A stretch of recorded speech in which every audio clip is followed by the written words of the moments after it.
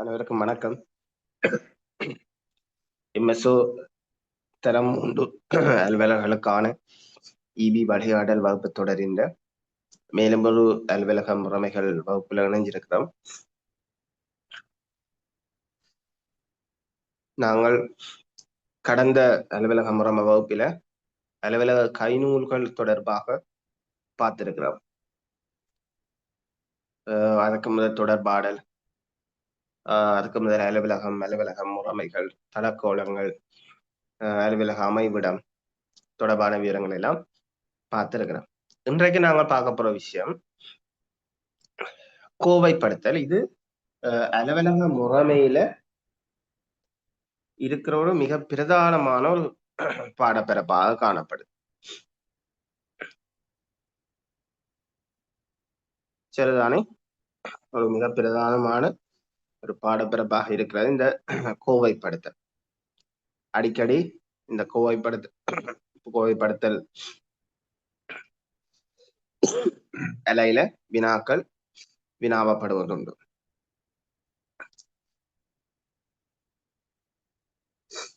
சரி, இப்ப இதெல்லாம் நாங்கள் இப்ப படிக்கிறதெல்லாம் முழுமையான பகுதி இல்ல, அதை மனதில் வச்சுக்கொள்ளுங்க. இது நாங்கள் 25 மார்க்ஸுக்கு வரக்கூடிய பகுதிகள்லாம் இப்ப பார்த்து கொண்டு இருக்கிறோம். சரிதானே? இதுக்கு பிறகுதான் எழுத்து பகுதிகள் பார்க்க போறோம். கடிதம், ஸ்கிரிப்ட் அறிக்கை எழுதுறது, மினிட்ஸ் எழுதுறது.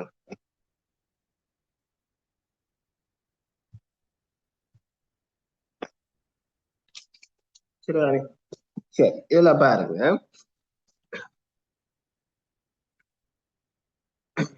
முதலாவது ஜிஆர் டெரி என்பவரின் கருத்துப்படி கோவைப்படுத்தல் என்றால் என்ன? இதுல முதல் கோவைப்படுத்தல் என்றால் என்னன்னு கேட்கப்பட்டது. சரிதான், கோவைப்படுத்தல் என்றால் என்னன்னு கேட்கப்பட்டது. அலுவலகத்தை பொறுத்தவரையில இந்த ஃபைல் பண்ற சிஸ்டம் காணப்படுது. என்ன டாக்குமெண்ட்ஸை ஃபைல் பண்றது. இப்ப இதுல ஜிஆர் டெரி என்ற ஒரு முகாமைத்துவ அறிஞர் அவர் கோவைப்படுத்தல் என்றதுக்கு எவ்வாறு வரவிலக்கணம் கொடுக்கிறார் என்றால், தேவைப்படுற போது இலகுவாகவும் அதே நேரத்துல விரைவாகவும் தேடிக்கொள்ளக்கூடிய வகையில ஏற்கனவே தீர்மானிக்கப்பட்ட முறையில ஒழுங்காக அனைவராலும் ஏற்றுக்கொள்ளப்பட்ட உபகரணங்களை பயன்படுத்தி காகிதாதிகளை வைத்திருந்தார். சரிதானே? அது என்ன சொல்றார் என்றால், தேவைப்படுகின்ற போது விரைவாகவும் இலகுவாகவும் தேடிக்கொள்ளக்கூடிய வகையில முன்பே தீர்மானித்த முறையில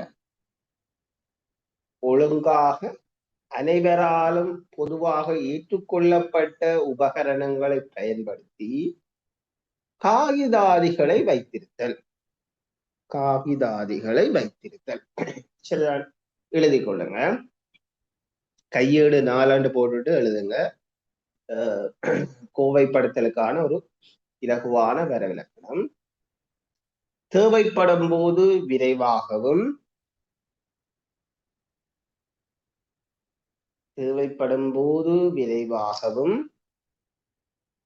இலகுவாகவும் இலகுவாகவும்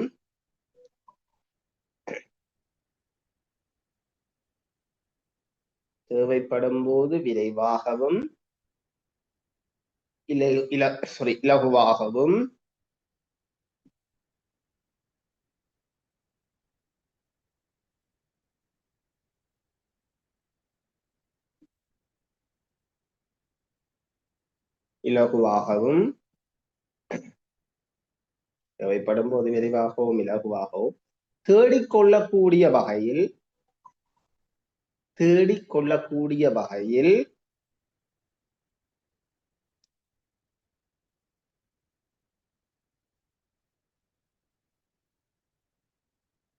தேடிக்கொள்ளக்கூடிய வகையில்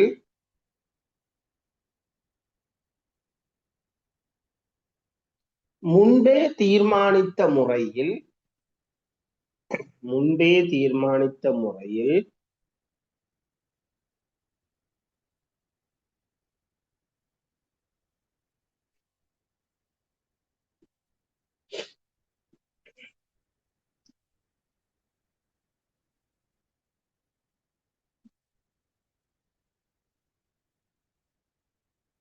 முன்பே தீர்மானித்த முறையில் ஒழுங்காக அனைவராலும்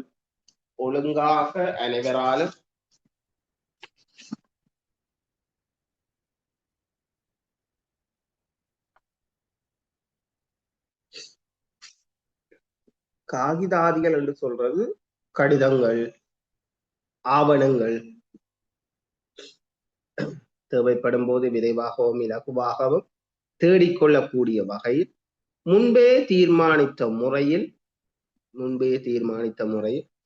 ஒழுங்காக அனைவராலும் பொதுவாக ஏற்றுக்கொள்ளப்பட்ட உபகரணங்களை பயன்படுத்தி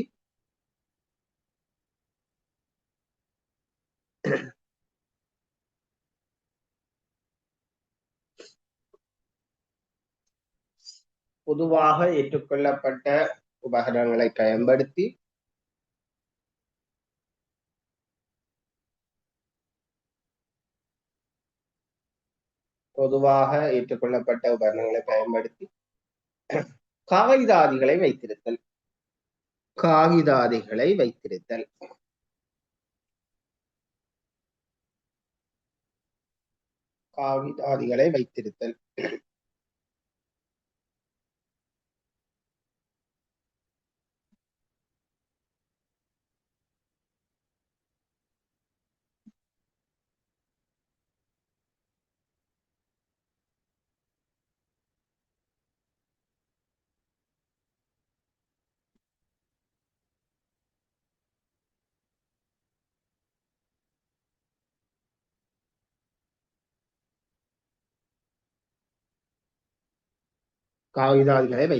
சரிதான். இது அவருடைய கருத்துப்படி கோவைப்படுத்தல் என்றால்.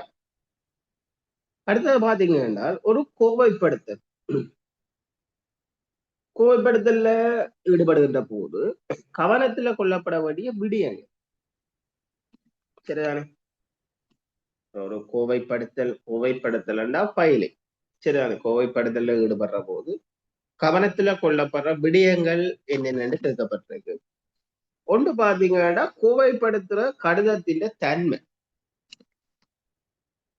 கொண்டு போடுங்க, கோவைப்படுத்தும் கடிதத்தின் தன்மை.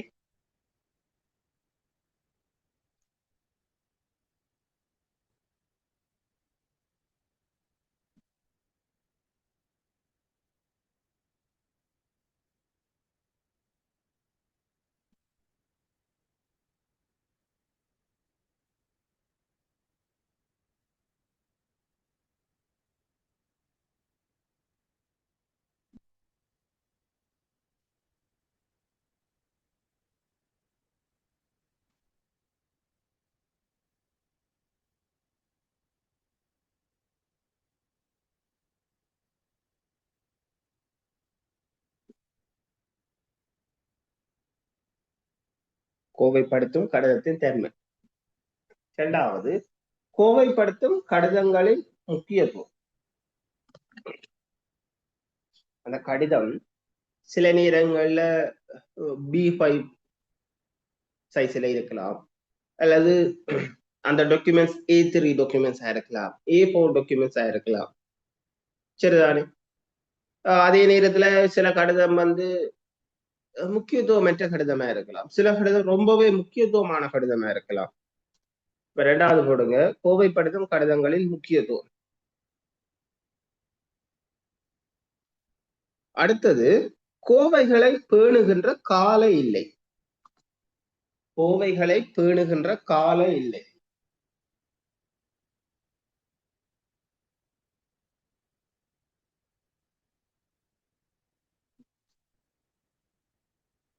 கோவைகளை பேணுகின்ற கால இல்லை.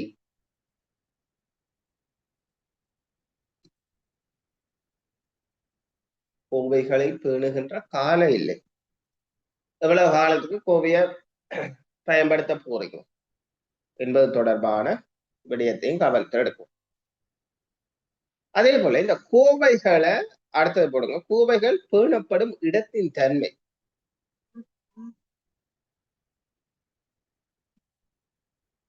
கோவைகள் பேணப்படும் இடத்தின் தன்மை.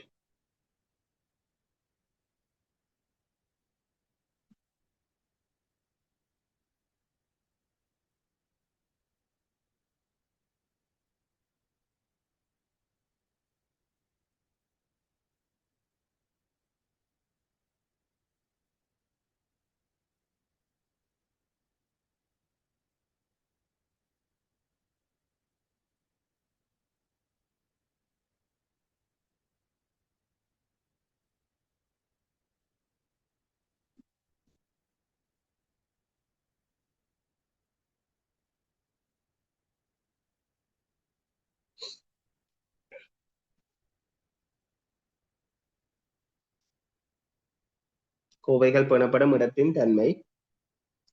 அடுத்தது கோவைகளை பயன்படுத்தும் தன்மை.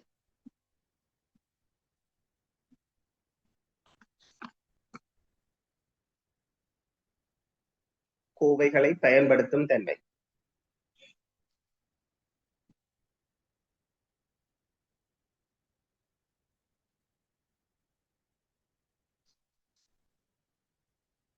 கோவைகளை பயன்படுத்தும் தன்மை.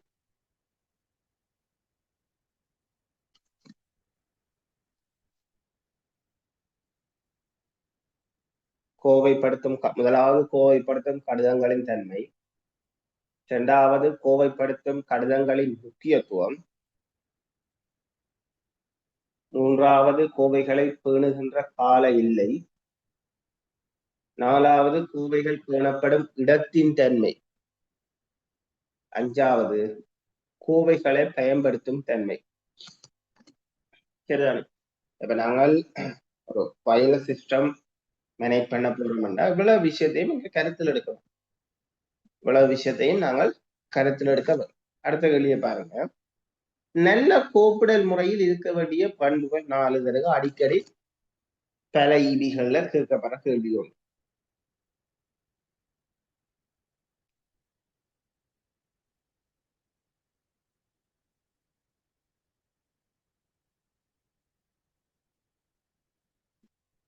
சரிதானே?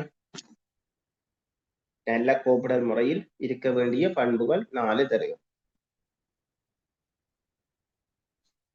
இப்ப ஒரு நல்ல கோப்பிடல் முறை. சரிதானே? நாங்கள் ஆவணங்களையும் கடிதங்களையும் ஃபைல் பண்ணி வைக்கிறோம். அந்த நல்ல கோப்பிடல் முறையில என்னென்ன பண்புகள் இருக்காது?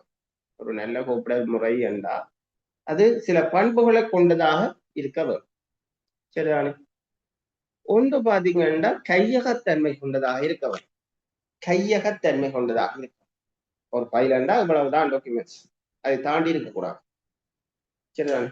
ஒன்று போடுங்க கையகத்தன்மை.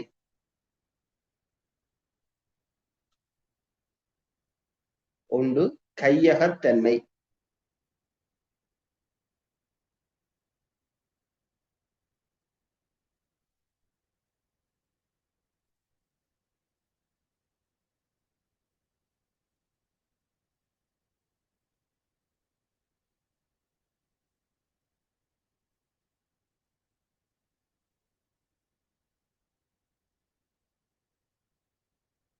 கையகத்தன்மை. இரண்டாவது, அந்த ஃபைல நாங்கள் இலகுவா அணுகக்கூடிய மாதிரியும் இருக்கவும். இரண்டாவது, இலகுவாக அணுகக்கூடிய தன்மை.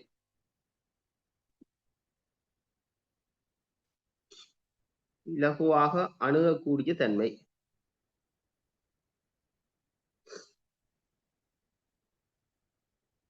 இலகுவாக அணுகக்கூடிய தன்மை.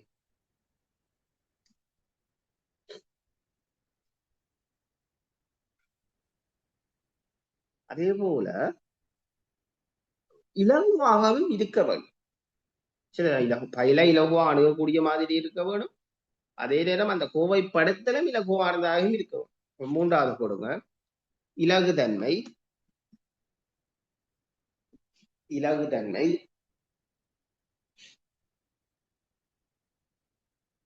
இலகுதன்மை.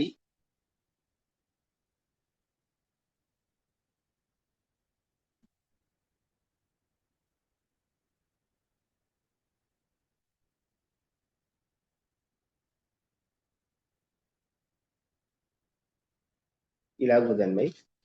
அடுத்தது பாதுகாப்பு. பாதுகாப்பு.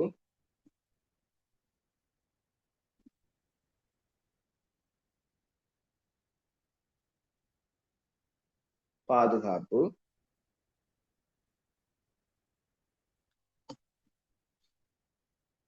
அடுத்தது சிக்கனத்தன்மை. சிக்கனத்தன்மை.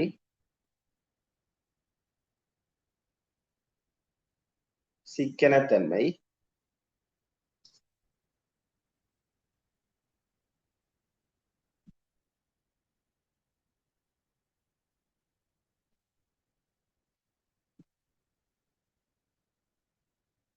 சிக்கனத்தன்மை. அடுத்தது பொருத்தமான தன்மை.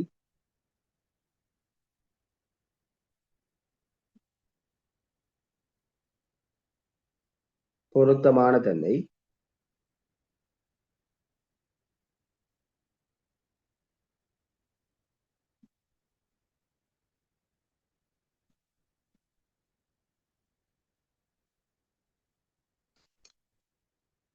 சரிதான்.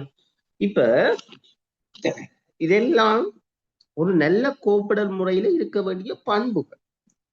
ஒன்று என்ன? கையகத்தன்மை. அதாவது ஒரு லிமிட்டா இருக்க வேணும். இலகுவா அணுக வேணும். இந்த பயில நாங்க இலகுவா அணுகக்கூடிய மாதிரி தான் ஒரு நல்ல பைலிங் சிஸ்டம்டா பயில்களை நாங்க இலகுவா அணுகக்கூடிய மாதிரியும் இருக்க வேணும்.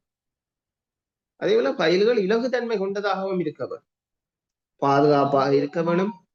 அதே போல சிக்கனத்தன்மை கொண்டதாக நிறைய செலவுகள் செய்யாமல் குறைந்த செலவிலேயே பயில்களை மேனேஜ் பண்ணக்கூடிய மாதிரி இருக்க வேணும். அதான் ஒரு நல்ல பயிலிங்கின்ற பண்பு. சிக்கனத்தை. மற்றது பொருத்தமான தன்மை கொண்டதாக இருக்க வேணும்.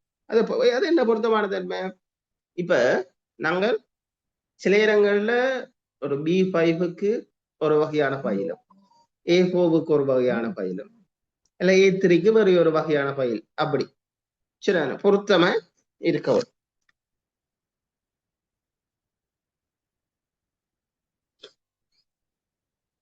சரி, அடுத்த கேள்வி.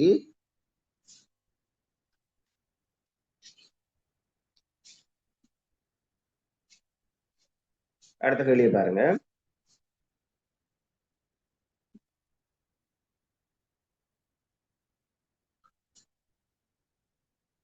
கோவைகளை வகைப்படுத்தல் 4 தருக. சரிதான். கோவைகளை வகைப்படுத்தல் 4 தருக. பிரக்கெட்டுகளை போடுங்க. முகாமைத்துவ நிபுணர்களின் வகைப்படுத்தல் முறைகள் என்று போடுங்க. இந்த 4வது கேள்வி இருக்குதானே? 4வது கேள்வி அது பிரக்கெட்டுகள் போடுங்க. முகாமைத்துவ நிபுணர்களின் வகைப்படுத்தல் முறைகள்.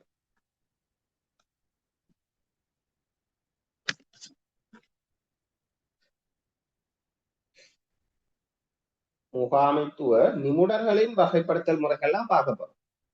சரிதானே?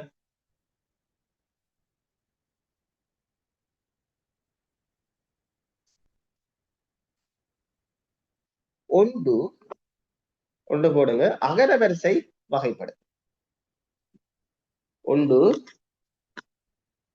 அகர வரிசை வகைப்படுத்தல்.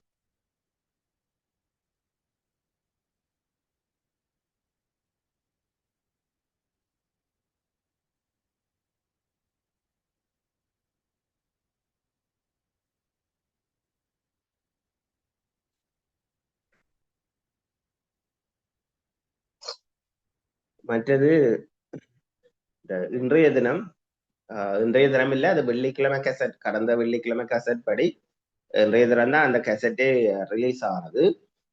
டேட் வந்து 17ஆம் தேதிக்குரியதுதான். என்னன்னா நீங்கள் அறிஞ்சிருப்பீங்க, இந்த SLPS லிமிடெட் பிளானிங் சர்வீஸ் லிமிடெடுக்கு கெசட் பண்ணி இருக்காங்க 24 வெற்றிடம்.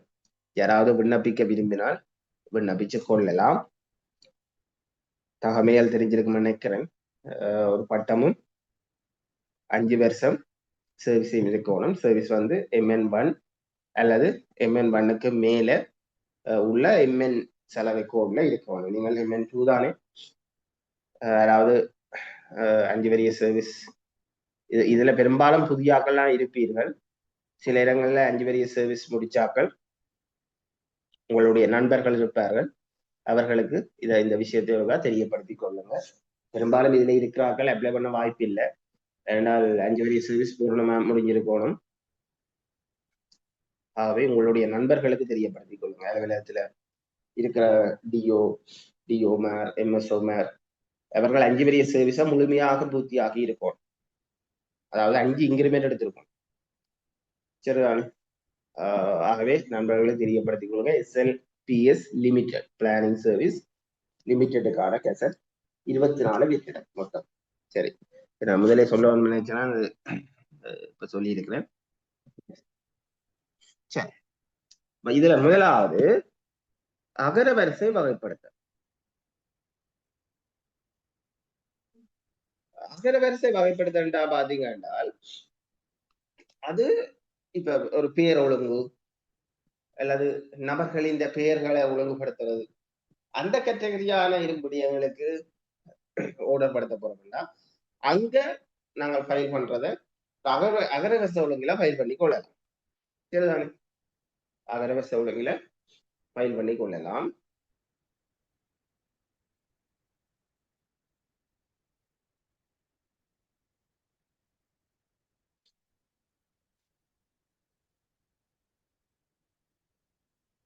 இரண்டாவது போடுங்க. இரண்டாவது எண் அடிப்படையில் வகைப்படுத்தல். எண் அடிப்படையில் வகைப்படுத்தல்.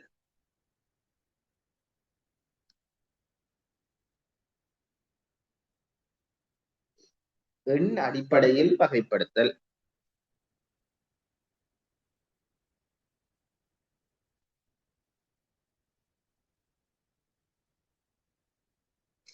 எண் அடிப்படையில் வகைப்படுத்தல்.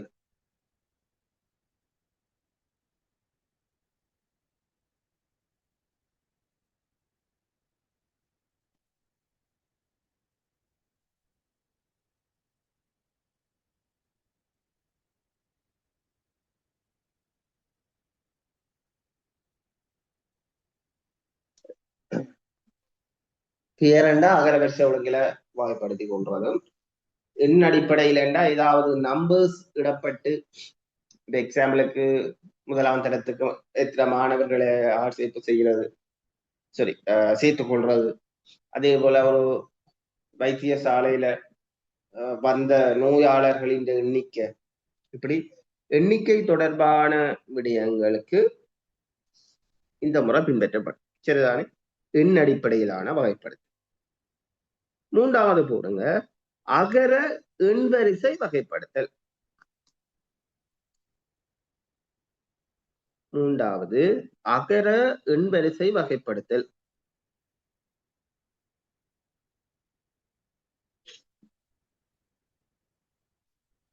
அகர எண்வரிசை வகைப்படுத்தல்.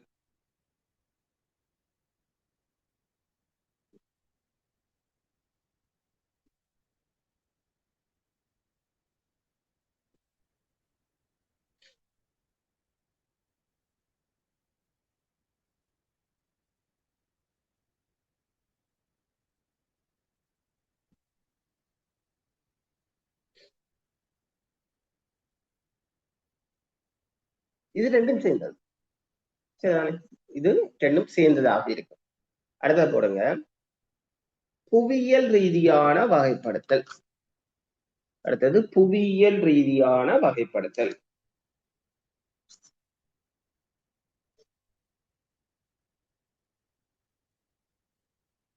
புவியியல் ரீதியான வகைப்படுத்தல்.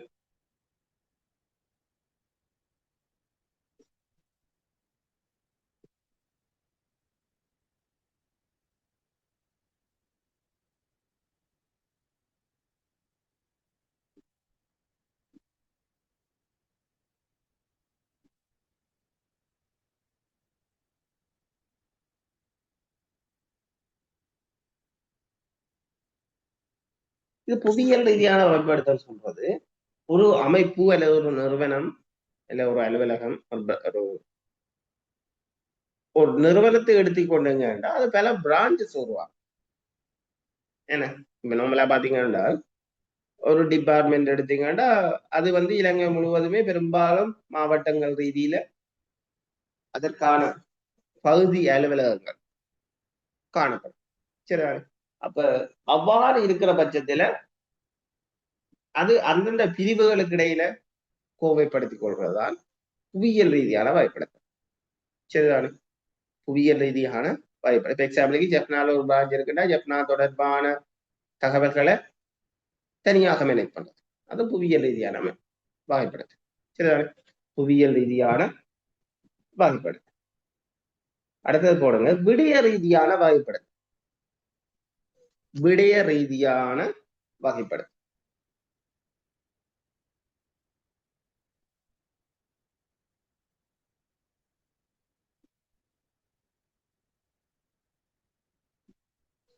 விடய ரீதியான வகைப்படுத்தல்.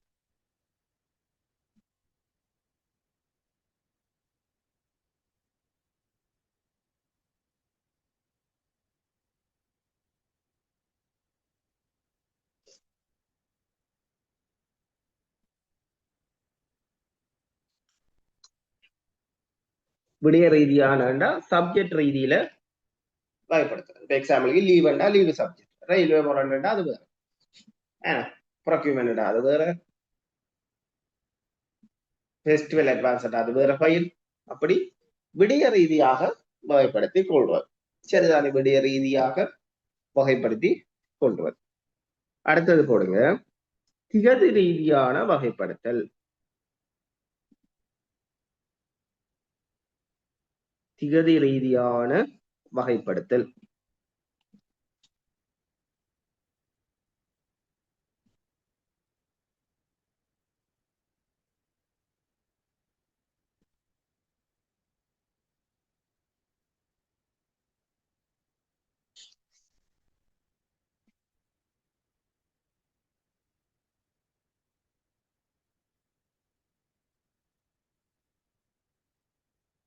திகதி ரீதியான வகைப்படுத்தல் இது கடிதங்கள் கிடைக்கிற அல்லது அனுப்பப்படுகின்ற திகதியின் அடிப்படையில வகைப்படுத்தி கொள்ற மூலம்தான் இந்த திகதி ரீதியான வகைப்படுத்தல் சொல்லப்படும்.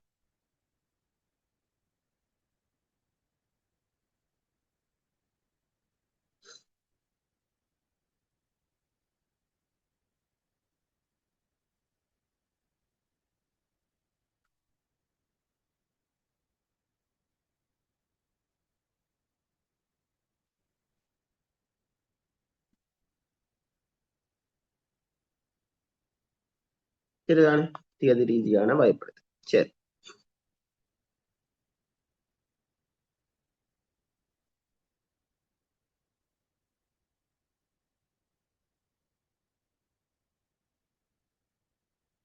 சரி திருப்பி சொல்றேன். முதலாவது அகர வரிசை வகைப்படுத்தல்.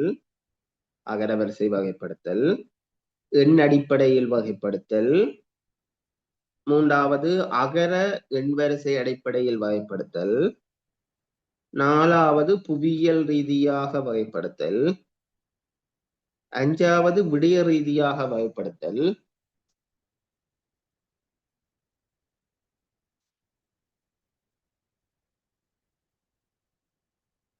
விடய ரீதியாக வகைப்படுத்தல்.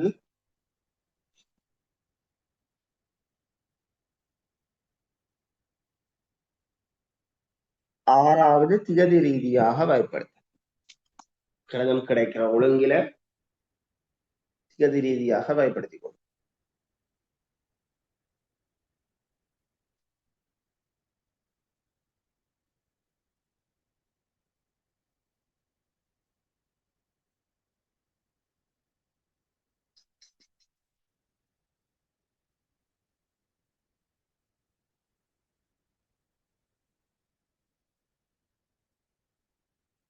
சரி, அடுத்த கேள்வி.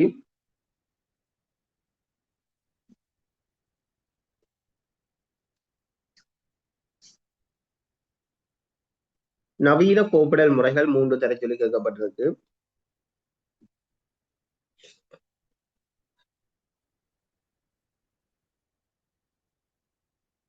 மற்றது இன்னொரு விஷயம், உங்களுக்கு இன்றைய வகுப்பு இந்த இப்ப பார்க்க போற கொஸ்டினோட முடியுது. உங்களுக்கு நாளைக்கும் ஒபிசிஸ்ட வகுப்பு இருக்கு, நாளை வியாழன் வெள்ளியும் இருக்கு. சரிதானே? எனவே கொஞ்சம் அடிக்கடி வகுப்புகள் நடக்கும். இந்த மே மாதம் சிலிடாவின் எக்ஸாம் டைம் டேபிள் வரும் வர வகுப்புகள் கொஞ்சம் அடிக்கடி நடக்கும். ஒருவேளை மே மாதம் இல்லை என்றால் மட்டும்தான் எக்ஸாம் மே மாதம் ஷெடியூல் பண்ணப்படாம இருந்தா மட்டும்தான் கொஞ்சம் கிளாஸுகள் ஐதான் நடக்கும். அதுவரை இன்னும் ஒரு 10 நாள் தானே, அப்படியும் இந்த மாத கடைசி அல்லது மே மாத 1ஆம் தேதி 2ஆம் தேதி மட்டும் அந்த கேலண்டர் வந்துடும். ஆகவே அதன் பார்த்து அங்கால ஷெடியூல் பண்ணலாம். அதுவரை கொஞ்சம் கிளாஸஸ் கொஞ்சம் போய்கொண்டு இருக்கும். சரிதானே? நாளைக்கு இரவு 9:15 உங்களுக்கு ஒபிசிஸ்ட வகுப்பு இருக்கு. சரி, இதுல பாருங்க, நவீன கோப்பிடல் முறைகள் 3 தர சொல்லி கேட்கப்பட்டிருக்கு. இதுல பழங்கால முறைகளும் இருக்கு. பெரும்பாலும் பழங்கால முறைகளிலே எல்லாம் கேள்விகள் வராது. இந்த குண்டூசி முறைகள் எல்லாம் இருக்கு, குண்டூசி மாதிரி இருக்கும். முன்னைய காலங்கள்ல ஒவ்வொரு இந்த கிடைக்கிற ஆவணங்களா இல்ல குத்தி குத்தி விடப்படும். இதெல்லாம் பழைய முறை, அது எல்லாம் கேள்வியில உங்களுக்கு வராது. நவீன முறையில கேள்விகள் வரலாம். சரிதானே? குண்டூசி முறை இருக்கு. பழைய முறையை பாத்தீங்கன்னா குண்டூசியால குத்தி விடுறது. ராக்க முறை என்று எல்லாம் இருக்கு, ராக்க மாதிரி இருக்கும். விசிறி முறை, ஒரு விசிறி, பழைய காலத்து விசிறி மாதிரி ஒரு அமைப்பில அங்க கடிதங்கள் அந்த விசிறி மாதிரி அமைப்பில அதுல அடுக்கப்படும். இதெல்லாம் பழைய முறை. சரிதான்? இங்க கேட்கப்பட்டிருக்கு நவீன கோப்பிடல் முறைகள் 3 தரச்சொல்லி கேட்கப்பட்டிருக்கு. இந்த 3ஐயும் போட்டு வையுங்க, நாளை தினம் பார்க்கலாம். ஒன்று கிடை கோப்பிடல் முறை. ஒன்று போடுங்க, கிடை கோப்பிடல் முறை.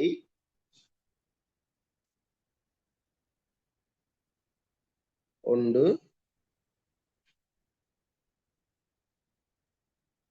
கிடை கோப்பிடல் முறை.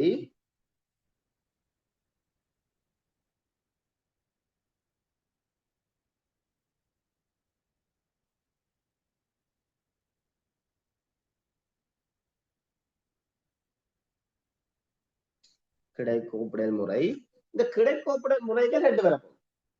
படையா விளங்குவீங்க. கிடை கோப்பிடல் முறை அதுக்குள்ள 2 வரப்போகுது. அப்ப உரோமிலக்கம் 1 போடுங்க.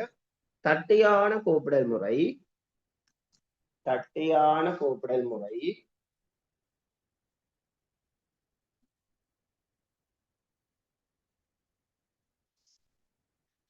தட்டையான கோப்பிடல் முறை. உரோமிலக்கம் 2 லிவர் ஆர்ச் கோப்பிடல் முறை. லிவர், லீனா வானா இர்ரென்னா, லிவர் ஆர்ச், ஆவன்னா இர்ரென்னா இச்சென்னா, லிவர் ஆர்ச் கோப்பிடல் முறை.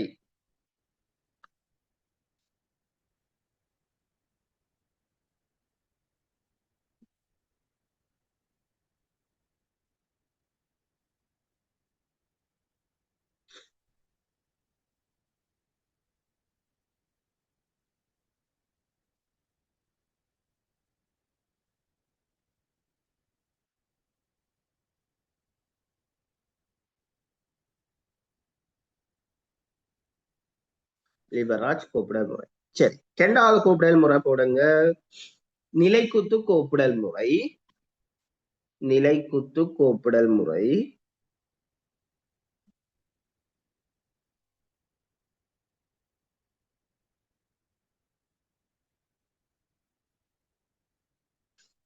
நிலைக்குத்து கோப்பிடல் முறை அதுக்கு 2 வரும். நிலைக்குத்து கோப்பிடல் முறைக்கு 2 வரும். ஒன்று தொங்கல் கோப்பிடல் முறை.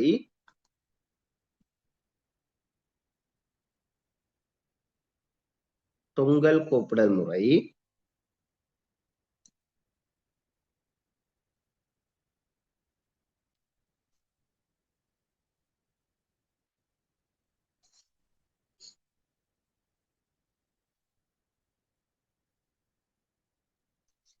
தொங்கல் கோப்பிடல் முறை. 2வது பக்கவாட்டான கோப்பிடல் முறை.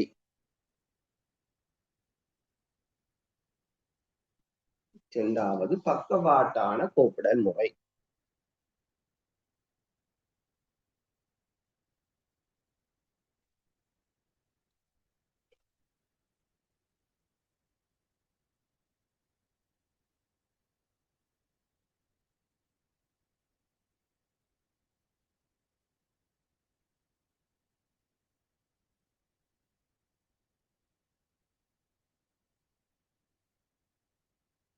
பக்கவாட்டான கூப்பிடல் முறை.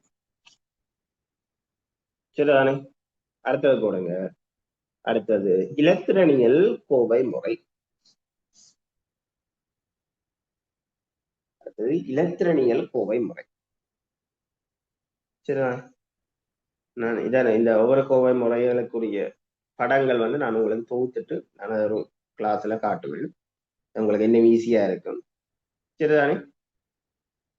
முதலாவது கிடைக்கோப்பிடல் முறை, அதுக்குள்ள 2 பேரும் தட்டையான கூப்பிடல் முறை, லிவராஜ் கோப்பிடல் முறை. அதே போல 2வது நிலைக்குத்து கோப்பிடல் முறை, அதுக்குள்ள 2 பேரை போட்டு தொங்கல் கோப்பிடல் முறை, பக்கவாட்டான கூப்பிடல்.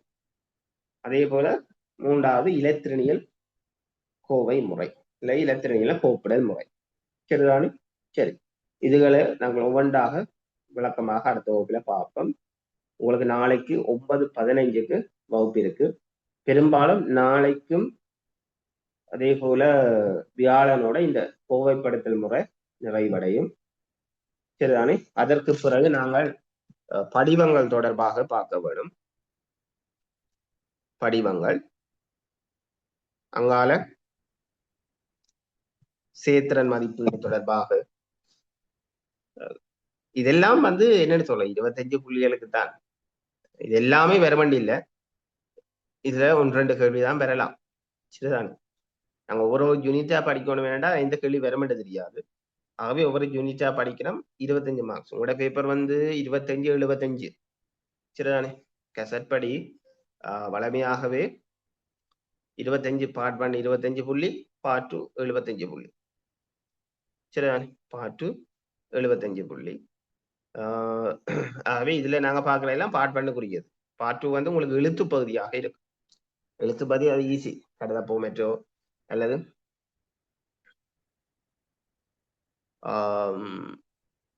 நோமலா இந்த சுற்றறிக்கை எழுதுறது, அதே போல